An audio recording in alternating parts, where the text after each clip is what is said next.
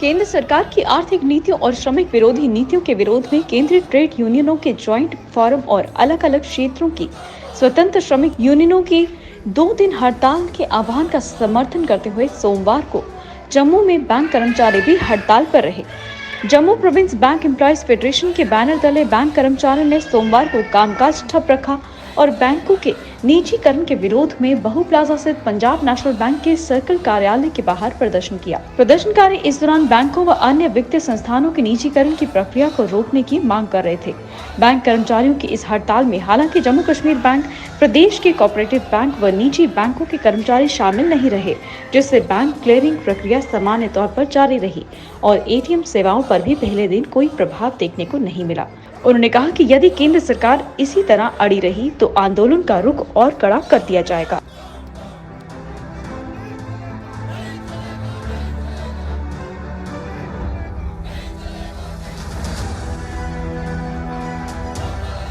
कि हमारे जो पब्लिक सेक्टर बैंक्स हैं वो लगातार जो है प्रॉफिट निकाल रहे हैं। अगर हम अपनी जो है बैलेंस शीट देखें 2021 दिसंबर की, तो हमें ये मालूम पड़ेगा कि नन ऑफ द बैंक जो है हमारा जो है वो लॉस में जा रहा है। हमारे सभी बैंक्स जो हैं इवन के प्रोविजनिंग करने के बाद भी जो है वो प्रॉफिट शो कर रहे हैं। तो हमें ये आश्चर्य होता है कि हमारी गवर्नमेंट जो है इनको प्राइवेटाइज करने की क्या उनको ज़रूरत पड़ रही है, जबकि एक जो गांव है, एक भैंस जो है वो अच्छा दूध दे रही है और आप उस भैंस को जो है वो प्राइवेट हाथों में बेच रहे हैं।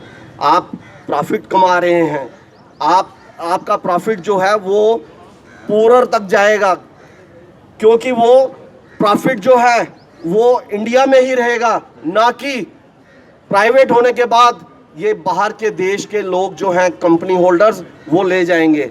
अगर कल को हमारे बैंक्स जो हैं, जिन लोगों ने हमारा जो लोन देना है, जो बड़े बड़े कॉरपोरेट जो हैं डिफ़ॉल्टर्स हैं, अगर कल को प्राइवेट करते हैं तो किसके हाथ में जाएगा?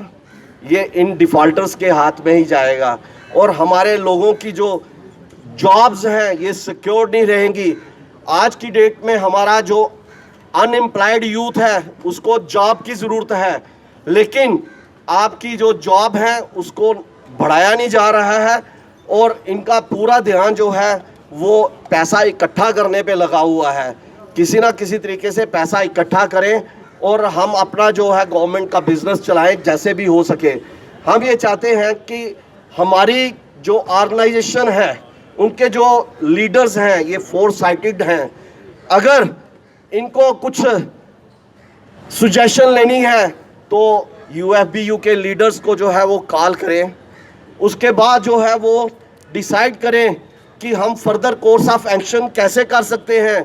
अपनी हम गवर्नमेंट को, अपने भारत को हम जो है कैसे आगे ले जा सकते हैं। लेकिन ये यूनिलेटरली जो है इनका डिसीजन है, नीति आयोग से जो है जो भी इनको डायरेक्शंस होती हैं वही उन्हीं डायरेक्शंस का ये पालन करते हैं। आम जनता के लिए क्या नुकसान? आम जनता के लिए नुकसान ये है कि हम चाहते हैं कि इंटरेस्ट रेट जो हैं वो बढ़ाए जाएं, क्योंकि इंटरेस्ट रेट बढ़ेंगे तो लोगों का जो रिटायरीज हैं या डिपॉजिट के रेट जो हैं वो बढ़ेंगे तो उनका आने वाला समय जो है अच्छा कटेगा, क्योंकि वो इंटरेस्ट पे ही जो है अपना गुजारा करते हैं।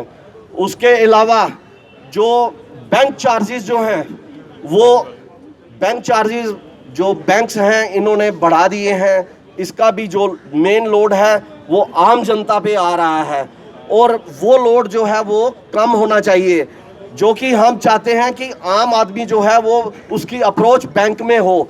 लेकिन अगर यही हाल रहा, आपने देखा है कि आईसीआईसी बैंक में, एक्सिस बैंक में या एचडीएफसी बैंक में वहाँ पे एक अमाउंट रखा गया है कि उसके नीचे कोई भी जो है वो अपना अकाउंट खोल नहीं सकता है। तो जो आम आदमी की रीच जो है आज के समय में भी वो पब्लिक सेक्टर बैंक्स में है। पब्लिक सेक्टर बैंक्स जो हैं ये बल्क बिजनेस कर रहे हैं। गवर्नमेंट की स्कीम्स जो हैं वो सारी पब्लिक सेक्टर बैंक से आ रही हैं, ना कि प्राइवेट बैंक्स कर रहे हैं।